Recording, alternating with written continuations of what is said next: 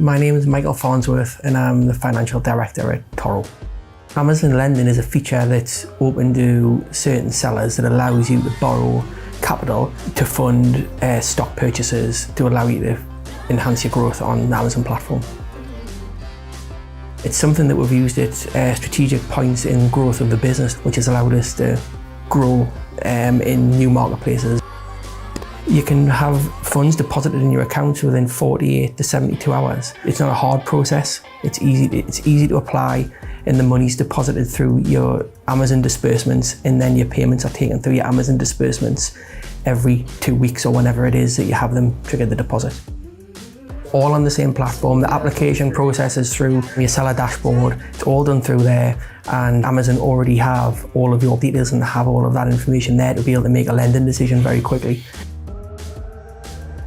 It's something that is one of the easiest forms of business financing to get. You can lend quite large amounts of capital that are repayable over quite short periods of time, so it's ideal for funding stock purchases to assist with your growth. My top 5 tips for using Amazon Lending would be to plan ahead. If you're projecting your sales forward and you see a gap in there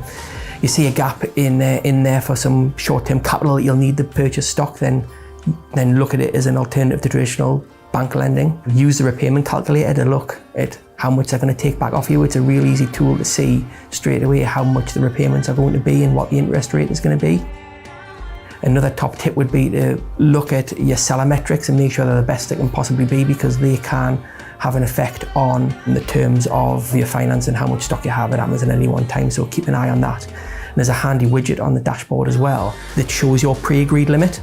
So even if you're not in the position to be needing to finance at that exact time, keep an eye on that widget, because the value of the pre-agreed loan amount can change over time. So keep an eye on that so you can always see quickly how much you're entitled to borrow. It's very easy to refinance.